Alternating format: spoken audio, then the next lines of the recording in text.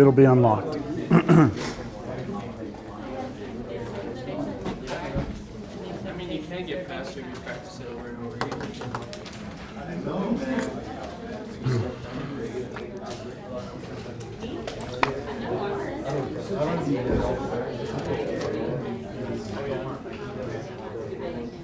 Okay, it's 1 o'clock. You ready?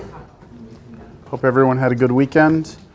I've got the exam fresh off the printer here, and I wanted to just kind of discuss what you should expect. All right, there are 6 problems on the test, and the 6 problems are not equally weighted. So I'm going to tell you which each problem is worth and what topic is on that problem. All right. So the first problem on the test is worth 15 points. It's a related rate problem. That's out of section 2.7. That's a word problem where you have to do implicit differentiation. So I would just look through. In terms of difficulty, it is on the very easy side of things. Some of those related rate problems are pretty messy.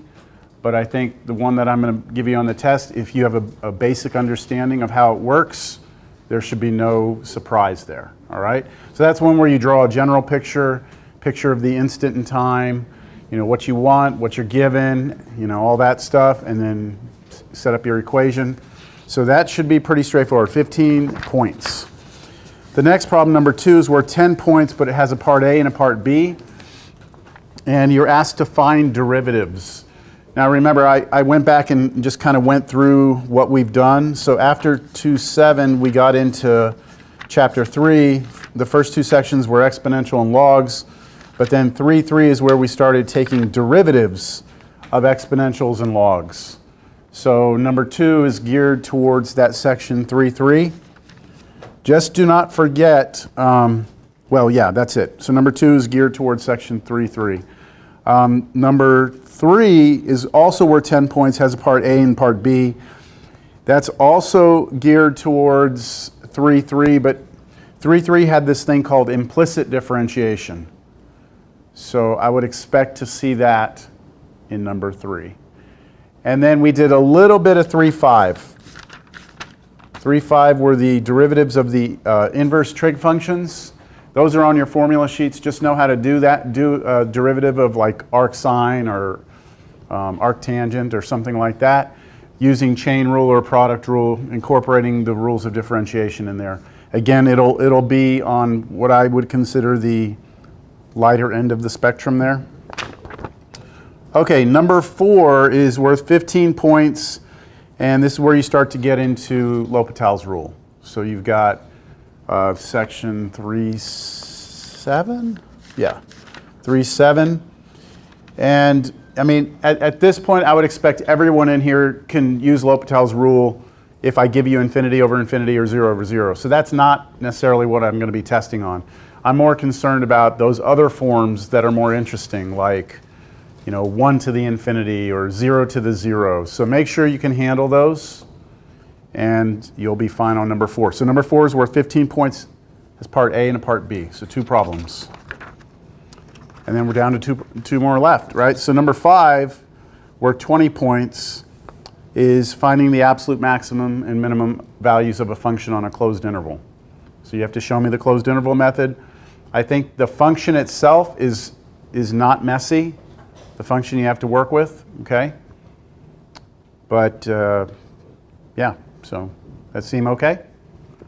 And then number 6 is worth 30 points out of 100. So you have to get number 6 done pretty well, right? Or else that could be the difference between a major letter grade difference, right? So of course, number 6 is sketching. And so I give you a function, and I'll admit this function is not, it's not just a polynomial. It's not like x to the 4th plus 3x squared. It's going to require that you feel comfortable with the algebra. It's not super messy algebra, but it is definitely more than a regular polynomial would be.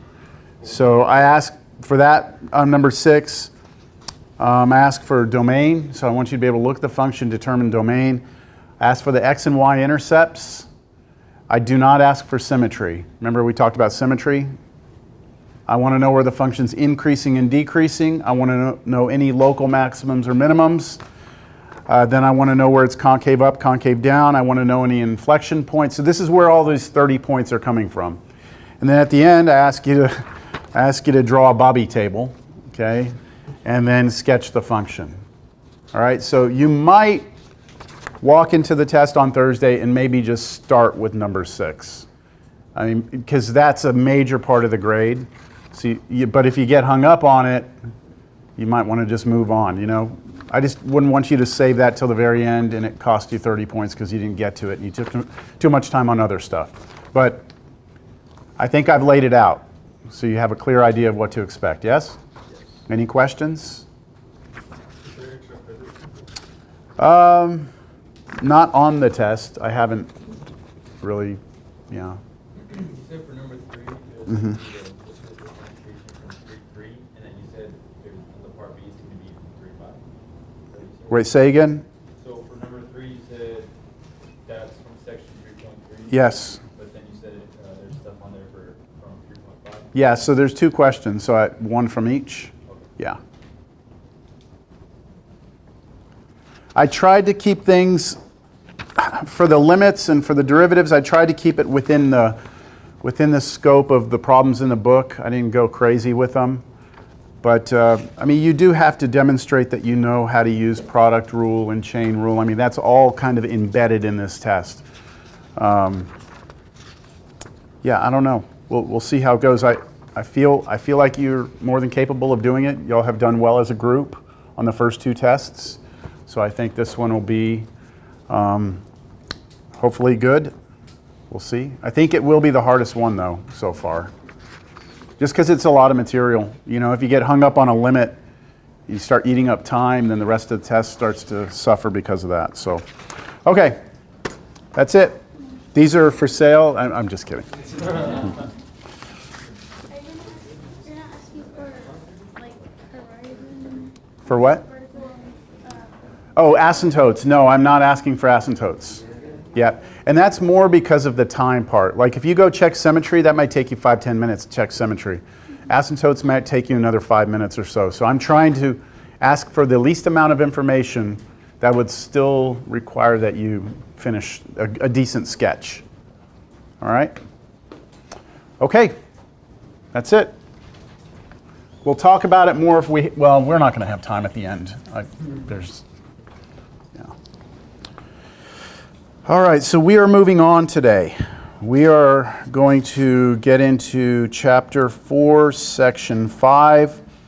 And to me, you know, this is kind of like the culmination of everything we've done. Comes down to being able to do these optimization problems. And I've already done a few of these with you. We did the problem where the farmer built those pins. And I did that one with the fiber optic cable or whatever that I messed up the Pythagorean thing on. Remember that? I remember it real well.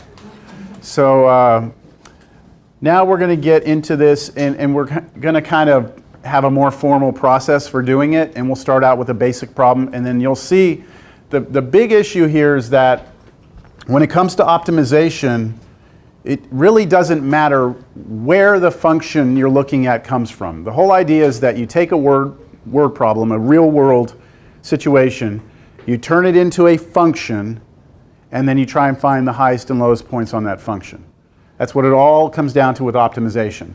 So the types of problems that you may see are going to be different. I mean, there may be a problem that's very geometric, there may be a problem that's more just ideas and words rather than pictures. So our main goal is going to be, like I said, to turn a word problem into a function and then find the max and mins, all right? So I have some basic steps that we can try and follow. You know, first you want to read and understand the problem, you know, what it's asking. Draw any pictures if you can, if there's pictures that go with it. You want to introduce notation. This is an important part of the optimization technique. is that you have the word problem. You have to introduce your own variables. You have to, determine what it is you're trying to optimize. Find what we call the objective function. So I'll get into this as we do one. Then express the variable to be optimized in terms of other variables. So again, there's strategies, but if I can write them up, I write them up here, they don't make a lot of sense until we do a problem. And then the last one, use given restrictions or the information from the problem to express the variable to be optimized in terms of one single other variable. Yeah, it doesn't make sense. Number 6, use the methods of this section, or chapter I should say, to find the absolute maximum minimum values of your function. Pay special attention to whether or not your function is defined on an open or closed interval, and use that to determine which approach you're going to use. All right, so we will start off with probably the most basic problem you could ever have in terms of optimization, which is you're sitting there, you have 100 feet of fence, all right? So you got 100 feet of fence that you want to build one single pen out of it for, I guess, your dog or something. So the question is, find the maximum area that you could possibly make for your dog out of this 100 feet of fence. So what do you think? I mean, do you have a guess as to what you should do? You have 100 feet of fence. What's the most area you can get out of that if you're going to make a rectangular pen for your dog? Do you have a guess as to what the best shape would be? A rectangle, yes. Okay, so do you think this one is good? 30, 30, 20, 20, that would use all 100 feet of fence, right? And then what's the area of this one? Well, I have the computer calculating it. The area is, just length times width. So you get 600, let's say, square feet or something like that, right? So that's one way I could do it. Now, is that the best way? Or is there another way where I get a different area? Or do y'all think the area is always going to be the same, no matter how I build it? Let me change the dimensions. Let's go with that one. That one would work also, right? 35, 35, 15. 15, that uses all 100 feet of fence. But what's the area of that pen?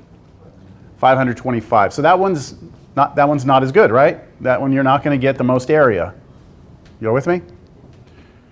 So the main idea here is we want to somehow, and I'm going to jump ahead, we would like to somehow come up with a function that spits out the area, but somehow this function, the x-axis, is going to be the length of the longest side of the rectangle. So watch the length. As I move this length, we're going to look at this as being our length. As I change this, you can see my point moving along this curve, right? And so is it obvious to you that we do have a maximum area happening somewhere? And we'd like to know what that is. Now, can you tell from the picture where it's going to be? 25. 25. But that gives you a square. And that gives, well, a square is a rectangle. Yeah. So it's a special case, right? So these would be your best dimensions. And it kind of seems like it would be that way, right? Just make all the sides the same length, and you would get that. But how do we show that mathematically? All right? So the goal here is to try and come up with a function that's representing this construction over here. Understand? So let's do this. So we start with 100 feet of fence.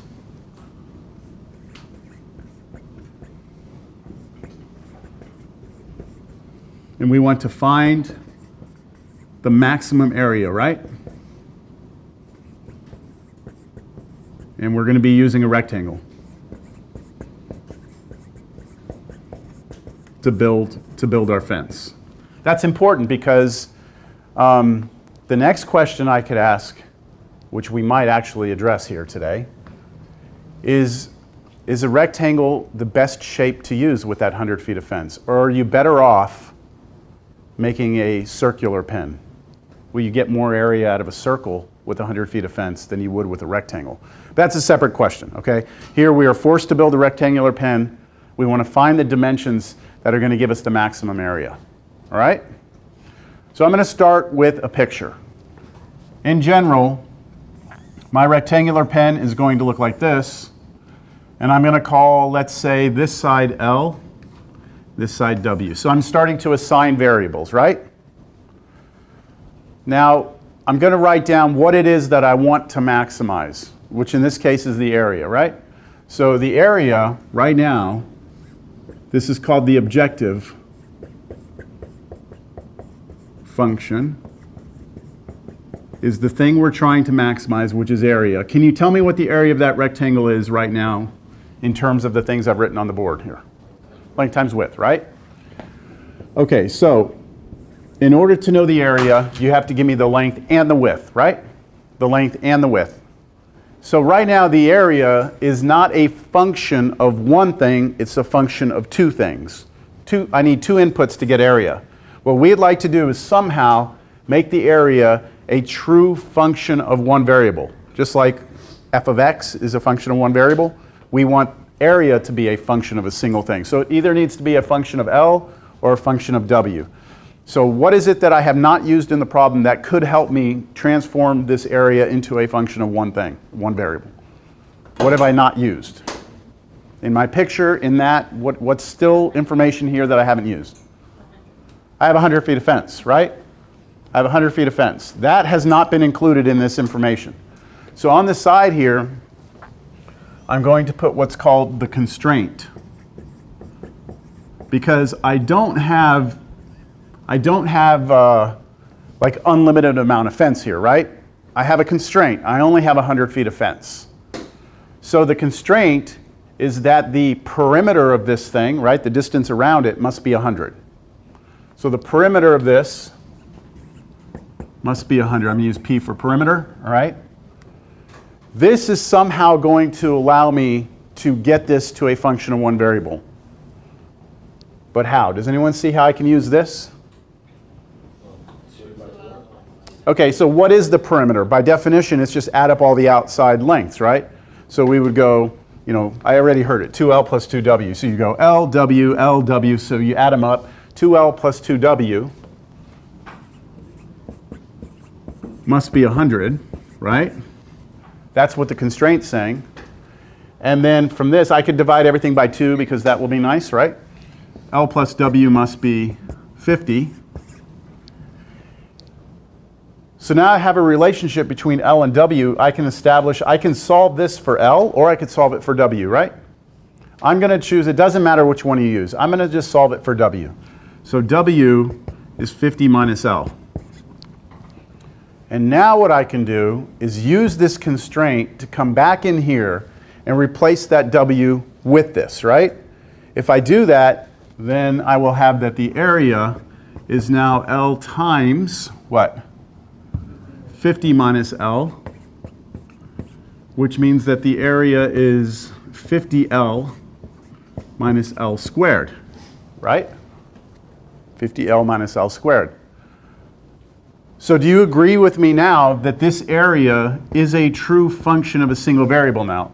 Area is a function of L, and it is 50L minus L squared. So if you go back and look at what we've been doing the last couple of weeks in here, what we have here is something like this, right? Like this is a function of x is 50x minus x squared. We just have it written a little different. We're using area instead of f, and we're using L instead of x, but it's basically the same idea, right? So our question becomes, can we find the maximum of this function for this? But now we run into a major kind of hurdle. We have to determine if we're going to be using closed interval method or open interval method, right? So how are we going to determine that? How is it closed? I have 4 sides, yes. Convince me more. Pardon me? What's only going from 0 to 100? The L, right? So you know how with closed interval method or open interval method, we're looking at the variable x, right? Here our variable is L. So right now what we need to determine is, do we have restrictions on L? Is there a smallest that L can be, and is there a largest? And when we look at that interval, is it closed? Like, can we include the 2 endpoints or not? So let's think about geometrically. If you have 100 feet of fence, what's the smallest that L could be? Like the absolute smallest that it could be? 0, right? So it's like you get someone out there and you say, hey, go build me my fence, and they go use 50 feet here, they use 50 feet here, and then they have nothing left for L, right? So then it's gonna not be a rectangle, will it? But that's like the worst case scenario, is that L is 0. So I can say this, L has to be bigger than or equal to 0. And then is there a largest it can be? And this one, be careful. You can do it by thinking through it, or you can also look right here. Because I know there's people in here sitting right here thinking 100 for L would be the biggest. But that's actually not going to work, because if L is 100, then what is W? Negative 50, right? So it's because we have two L's that when you try and find the biggest it could be, it would have to be 50 here and 50 here to use up all 100 feet. And then you wouldn't have anything left for W, would you? Okay? But our restriction is from 0 to 50, not 0 to 100. Does that make sense? All right.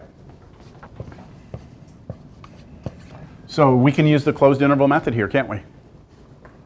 Right? Closed interval method. So now I'm going to do that. So we have, this is it. This is our function. We're trying to find the max and min of. Well, actually, we only need the max, right? So I'm going to go to closed interval method here.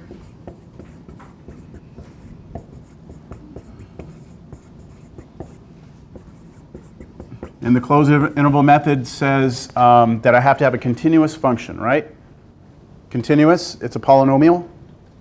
And so what is the first step of the closed interval method? Or what are we going to do? Take the derivative, right? Set it equal to 0, see where it's undefined. And then those will give us our critical numbers, or critical points, right? So let's take our derivative, a prime of L, which in this case would be 50 minus 2L, right? And then we take that derivative and we set it equal to 0, which means we take 50 minus 2L and set it to 0. And if we solve for L, we get L is 25. Right? Now, is there anywhere where the derivative is undefined? Or does it not exist? No, this is not happening because the derivative is a nice polynomial. So I only have one critical number, right? What do I do with this critical number?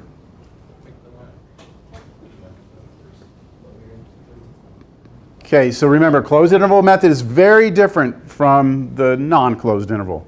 With closed interval method, what you do now is you take this number, you take your two endpoints, and you plug those into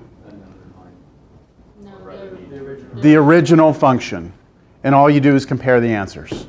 That's it. So there's no number line here, okay? There's no number line here. You don't need it. You don't need test points, okay? Because this is actually faster than having to do it the other way. All right, so let's just go through now. I want to do a of, let's do the endpoint 0. Let's do a of 25, which is the critical number, and let's do a of 50.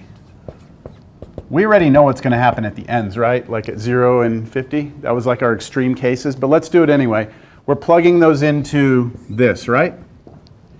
So if you plug 0 in there, obviously you get 0. What happens if you plug 25 in here? So you get 50 times 25 minus 25 squared, right? What does it come out to be? 625. Okay. And if we plug in 50 into this, you get 50 times 50, it's 50 squared minus 50 squared, so that's 0 again. So there we go. We have found the absolute maximum value of area, right? We have found it. It is 625. When does it happen? When my length is 25, which means my width is what? So go back to your formula for width. Width is 50 minus L, right? So 50 minus 25 would give us 25. Does that make sense? So we know right now, this one asked for the maximum area. That's right. That's all it asked for. So our answer to this is 625 square feet. Right? That's the answer. However, you could be asked to find the dimensions of the pen. And in that case, you would say L is 25 feet and W is 25 feet. And so you basically are going to make a square. Okay? All right. I'm going to change the problem. Just slightly tweak it. I'd like to change this. This time, I'd like to have the same sort of scenario. I want to build a fence or a pen, an enclosure for my dog. But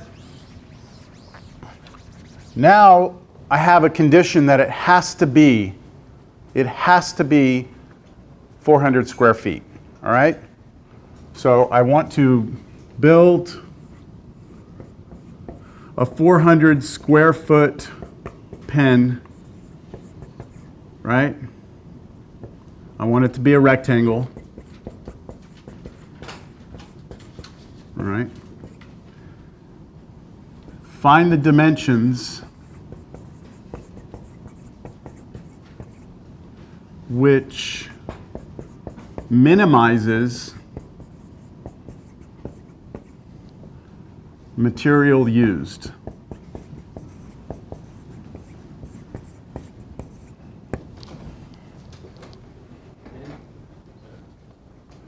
What's that? Now we're looking, so I want to make sure my dog has 400 square feet to run around in this rectangular pen. How should I build this so that I use the least amount of fence, right? Because I don't want to go waste money on fence that I don't need. And we did a problem like this in the past, but I just want to show you the difference because this one is going to be slightly different than what we just did. So first things first, let me draw a picture again. I have a rectangular pen.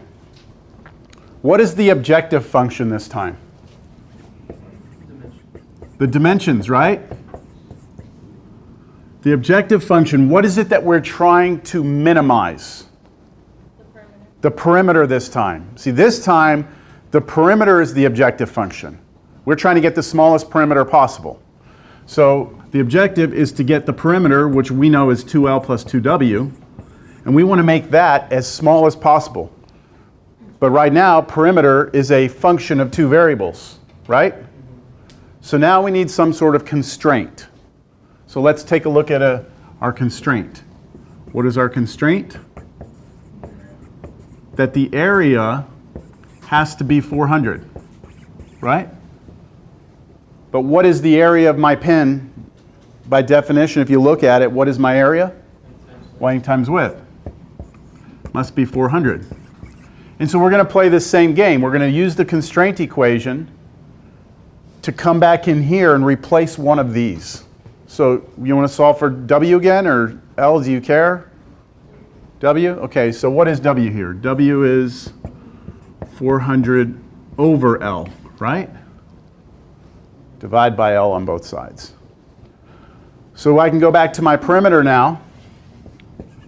I have 2L plus 2 times W, but W is 400 over L.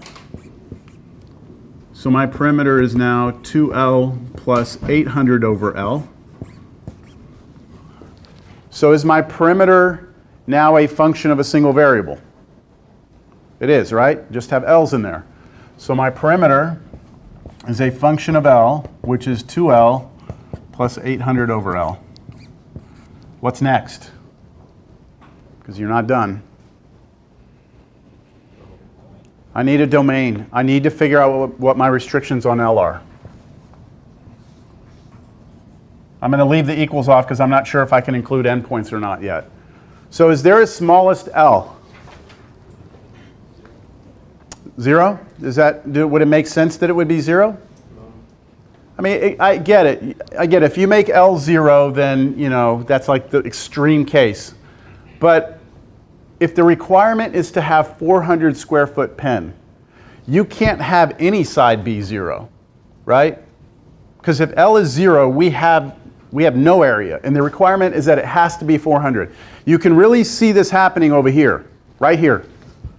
If L is 0, what's W? Undefined, right? See, in the last problem, we didn't have this issue because, you know, it was addition and subtraction over here. It wasn't division. Here, L cannot be 0. Now, could it be a little bit bigger than 0? Yes. So we have that L must be strictly greater than 0, but not including 0. And then what's the smallest it can be? I mean, sorry, the smallest. The biggest it can be? 400? I could, if I were crazy, build a pin that's 800 feet long and half a foot deep. Now, that's a small dog, okay? But, I mean, theoretically, I could do this, couldn't I? And this would still have an area of 400. Yeah? I could make this even bigger. I could make this like 1,600 feet long and make it a quarter of a foot and still have an area of 400, right? Or I could make this 1,000,000 feet long and make this infinitesimally small, couldn't I? I mean, of course, we wouldn't do it.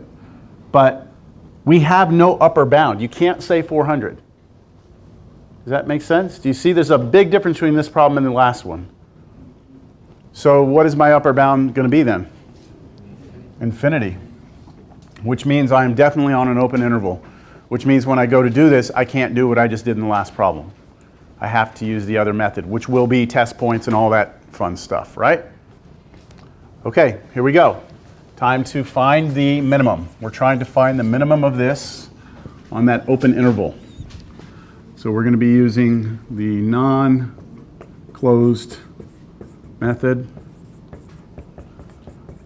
So we still have to take the derivative, don't we? Okay, so we take the derivative, p prime of L, which is, what's the derivative of 2L? 2. And what is the derivative of 800 over L?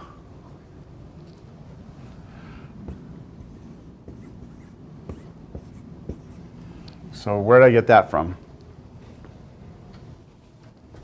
I took the derivative of that and got that. So what did I do? I brought the L up as L to the -1, right? And then I did the power rule. -1 came out times 800 L to the -2 because I subtract 1. And then I drop that L to the -2 back down, right? So there's my derivative. What do I need to do with this? Set it equal to 0, right? Okay, so let's figure out where p prime is 0. So I take 2 minus 800 over L squared. I set it to 0. And I mean, this all depends on you how you want to do this, but I'm going to, I don't know, how would you do this? Anyone, I don't care. There's like several paths to get to this. Do what?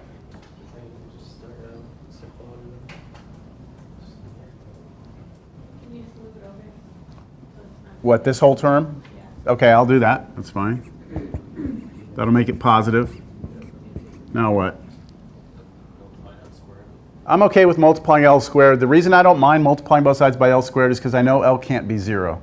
The reason L can't be 0 is because 0 is not in our domain. So I've told you in the past, be careful multiplying or dividing both sides of an equation by a variable because sometimes it can be 0 and that can mess things up. But in this case, because L can't be 0, I'm okay with multiplying both sides by L squared, L squared. So 2L squared equals 800. Divide by 2. And then take the square root. 20. And we technically do get plus or minus here, don't we? But L's positive. We know that from our restrictions. So we're only going to look at that one. Now, on an exam, which won't be obviously this exam, but on the final exam or on a quiz down the road, if you say right now that L is 20 gives you the minimum area, minimum perimeter, points will be taken off. Because you have not shown that that's a minimum yet. You haven't shown that. All you've shown is that something is happening there that's important. You still have to show it's a minimum. That means you have to show that the function goes down and then up at 20. So that part needs to be done. That happens more than, well, I'd say on the final exam, I usually have at least 40% of the students don't do this step. They just forget, I guess, or think they've finished. But this is the part where you draw a number line, put 20 here. And remember, we are 0, we can't go past that. So when we pick a test point, we want to pick them there and there. Just don't go into the negatives because you can't. So any test point you want over here, so let's go with 10. Anything over here, I'll pick 100, just I'll be a rebel, I guess. And where are these getting plugged in? To the derivative, right? So we have to find out what p prime of 10 is, and what p prime of 100 is. And all we care about is whether or not these turn out to be positive or negative, right? Because that'll tell us up and down. So what happens if I go to p prime, which is right here? If I plug 10 into this, you get 10 squared is 100. 800 divided by 100 is 8. 2 minus 8 is negative, right? So that means that my perimeter function is going down here, right? That's a good sign. All I need now is the up. So if we do, this was negative. If we plug in 100, well, 100 squared is what? 10,000? And then when we do 800 divided by that, it's a small number. And then 2 minus that's going to be positive. So we should get a positive number there. And that tells us that P must go up. And now, and only now, you can conclude that you have a minimum value when what is what? When the length is 20, right? When the length is 20. We don't need inflection points. Nope. Nope. For max and mins, we don't need to go into the second derivative. All right. How do we know that there's not another point out here? How do we know? This is kind of critical. How do we know that there's not another point out here? Because we said we could go to infinity, where we don't have another minimum. Like, how do we know that?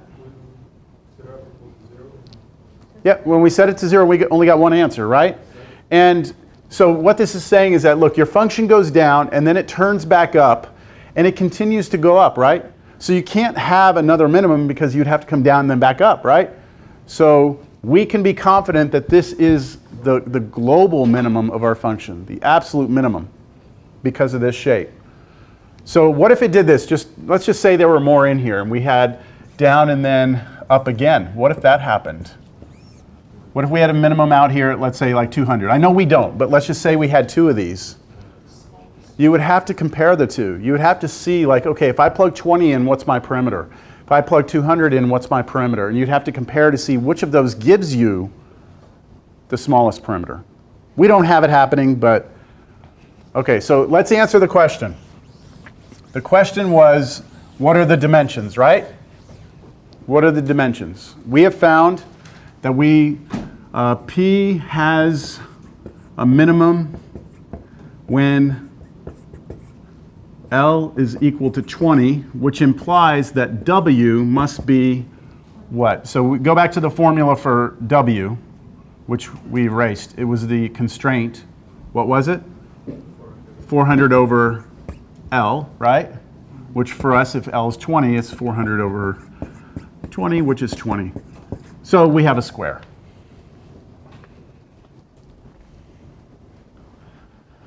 All right. Yes? Is that the n? If we're asked for the dimensions, then we have given the dimensions. That will give us the minimum perimeter, right? Now, we could ask also, what is the minimum perimeter, right? First thing is at the end of the problem. Mm-hmm. So,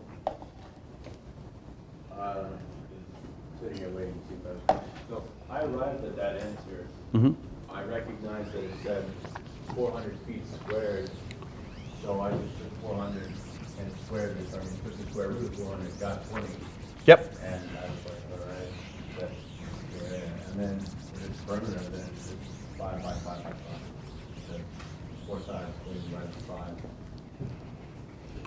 Okay, so maybe there's a way, and I think we went over this too. I mean, there's, with something as simple as a rectangle, these problems can probably be done without any calculus. These are problems to get us just so we understand what we're doing. And we start with the most simple examples we can so that you understand the structure of the way we attack these things. Now we're going to do a problem where you can't do that. So, but we have the template of how we're going to approach it, okay? So even though there's a more efficient way to do that problem, perhaps mentally, let me give you one that's not. And then I think maybe you'll be convinced that it's worth it, okay? So let's try this one. I have a couple. Am I addressing your question? Okay. All right, here's a good one. This is one of my favorite ones. I have a can, a soda can, a beer can, whatever you want it to be. It's a can, all right? Now this is like an old school can. It's a true right cylinder, all right? Now let's say that we're manufacturing these and we want to sell some product that goes inside of it, soda or beer or something. But we have to go buy the aluminum to put this stuff in, right? So here are my conditions. My can must hold 1 liter, all right? That can must hold 1 liter, which is 1,000 cubic centimeters, all right? That has to be true all the time.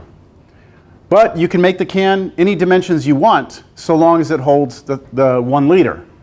So I want us to find the dimensions of the can which would have the smallest surface area. Why is that important? Cost, right? Look, let me show you some different variations, and I know it's hard to see this in here, but this is the surface area number right here, okay? Right now our surface area of this can is 559.93 square centimeters. So that's how much aluminum I would need to make this container.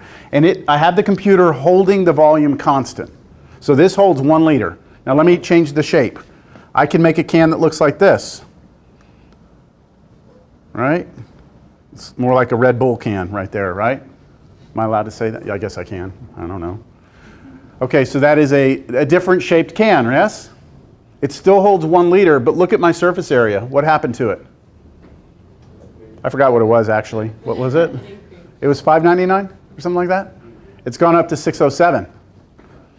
And I could go insane and I could go like make a can that's really tall like that, like this, right?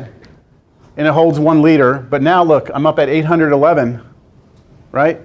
So I'm making the container, but I'm spending more money on material than I need to, right? I could go the other direction and make the can like that, right? Get over here. So I can make it, get over here, flatter like this. So, you're sitting there like this, right? 1 liter. Now what's the surface area? Oh wow, that surface area is 1,000, right? Somewhere in between there's some optimum answer, some best way. So does the mental, Chase, does the mental game get you there? I don't remember. Pardon? Is it cube and volume? Well, volume is always measured in cubic units. I'm just thinking either taking a cube or maybe even using like the cylinder formula. Okay, yes, but I'm saying, how you were saying on the last problem, you just took the 400 and you came up with whatever. And does this one work that way? Like, is there something that we can just do mentally that you can tell me what the height of this can and what the radius of this can needs to be to have the minimum surface area?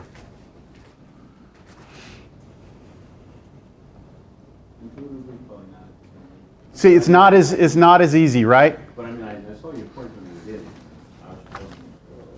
So would you like to see the function that shows you the surface area? On the last one I showed you the function, it was a parabola, wasn't it? Well, actually on the first problem I did, it was a parabola. If you go back and look at our work, we had, I think it was 50L minus 2L squared, or what was it? 50L minus 2L squared. That's a parabola that opens down, right? Okay, so what does this function look like for this can? There it is. It is not a parabola, all right? It is looking parabolic, but it is not a parabola. So this is our surface area as a function of the radius of the can. So as I change my radius, if I make my radius really small, what happens to the can? Radius goes small, the height of the can gets huge, right? Because it has to hold 1 liter. So what happens to the surface area? Radius gets really small, my surface area starts to take off to infinity. What if I make my radius really big? So I make my can really, really wide, it's going to get shorter, right? But then you have the top cap and the bottom cap, you have to manufacture, it's a lot of area, right? So as we go out and make our radius big, our surface area takes off to infinity. Somewhere in here, we have a minimum value. Does that make sense? We've got to find it. All right. Okay, let's set it up. We have a can. Can must hold 1 liter, which is 1,000 cubic centimeters, right? We want to find the dimensions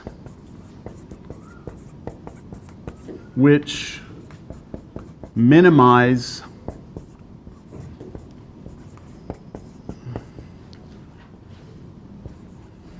surface area.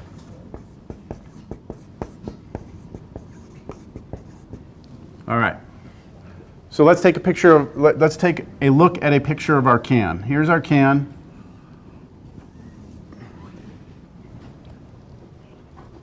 What is the objective function we have? Surface area. So the objective is surface area.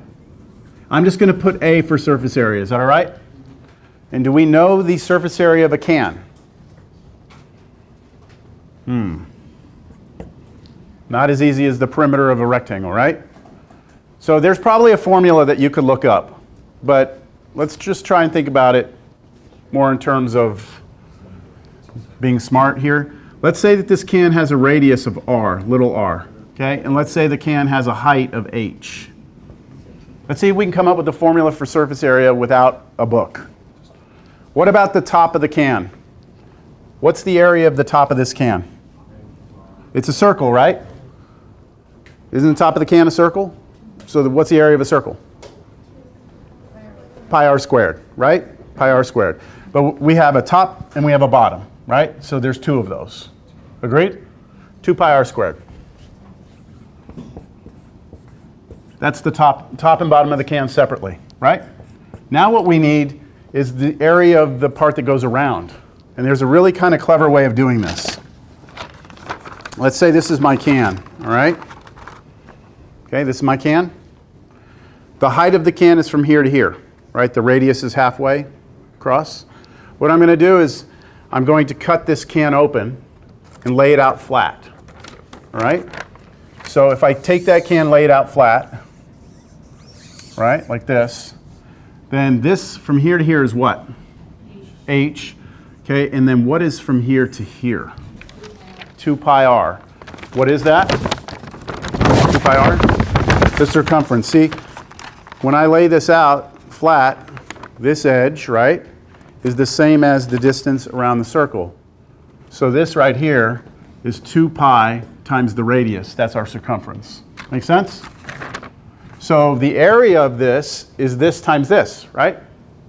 So this is plus 2 pi r h. And if you go and look in a textbook, you'll see that formula. But we don't need a book for that, right? There it is. All right, that's our objective. What is our constraint?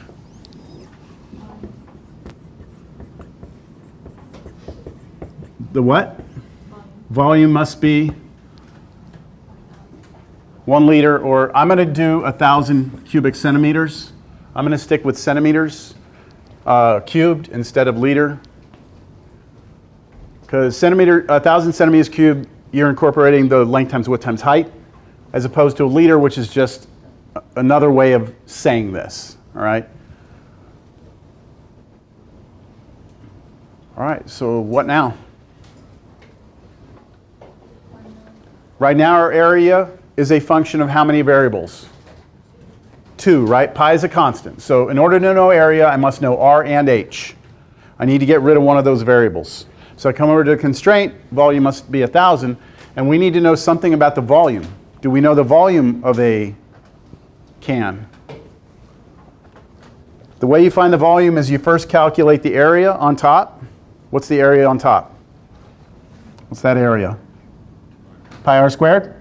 And then measure it by the depth of that circle. So it's kind of like you're stacking a bunch of pi r squareds on top of one another. So it's that area times the height is going to be your volume. Again, you could look in a book and you could find the formula for this. It's pi r squared times h.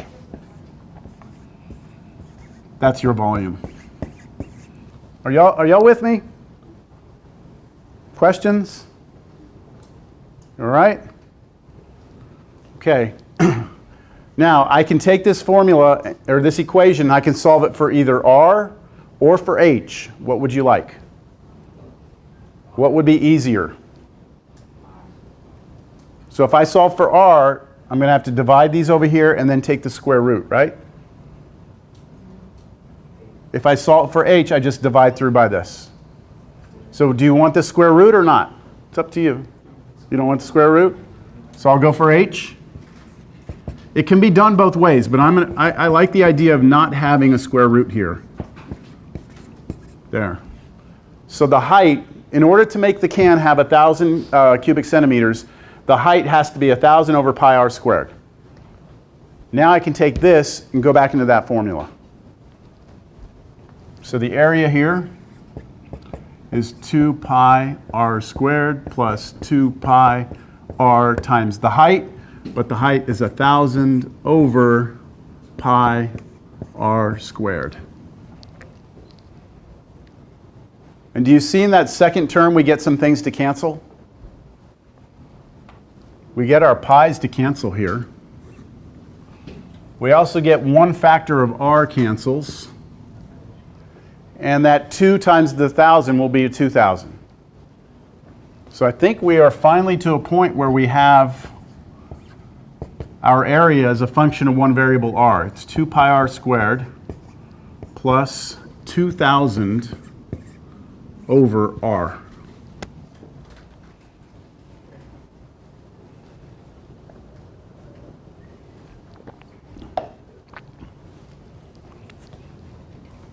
I mean, this is a real world problem right here. You have a company that's going to manufacture hundreds of thousands of cans of something a year. If they can save 10 cents on each can, that adds up, doesn't it? All right, so what is the restriction here that I have on R? So what's the smallest my radius can be? It's the can, right? So smallest my radius can be, well, can it be 0? No, because if I let it be 0, then do you see that h would be undefined?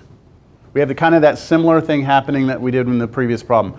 So my radius can be very small, but it has to be bigger than 0. So right away, right now, I know I'm going to be open interval method. This is not going to be closed interval. And is there a largest radius?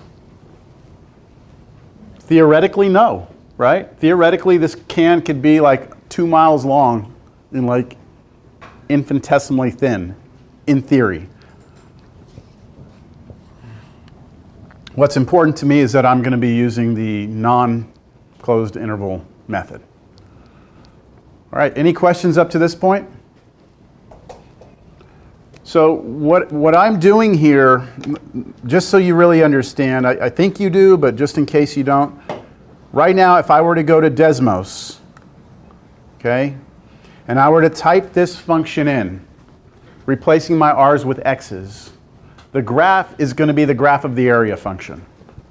So I have 2 pi times x squared plus 2,000 over x.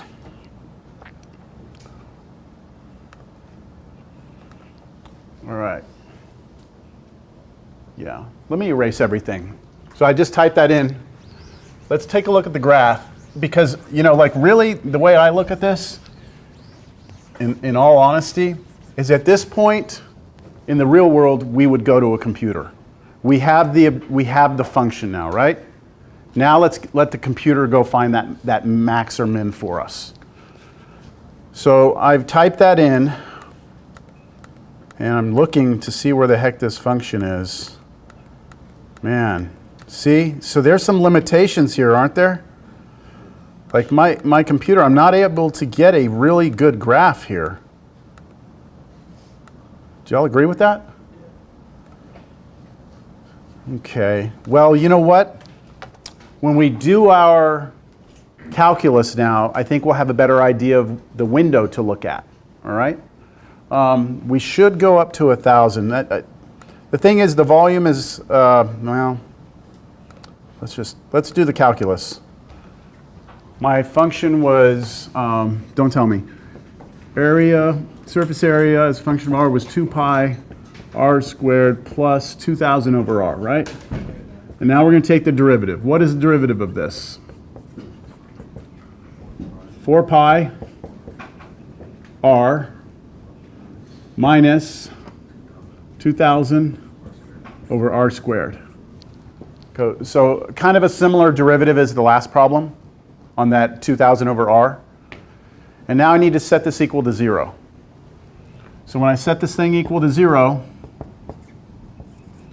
I've got 4 pi r minus 2,000 over r squared equals 0. Do y'all want to do the same thing we did last time? Just kind of move that thing over, multiply both sides by r squared. 4 pi r equals 2,000 over r squared. Multiply both sides by r squared. We don't have to worry about r being 0. So this becomes 4 pi r cubed equals 2,000. And that means r cubed equals 2,000 over 4 pi, right?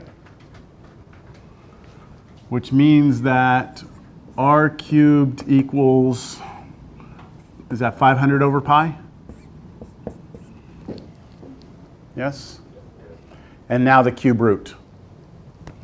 So r is equal to the cube root of 500 over pi.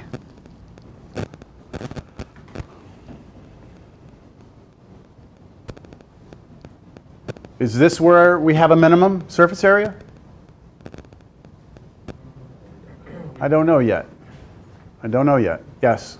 You take the derivative of 2,000 over r. That's it. Did I? Are you asking, did I? Yes. Derivative of this is this. Oh. Yep. This is 2,000. Nope. 2,000 r to the negative 1. I put that r back up there and I did power rule.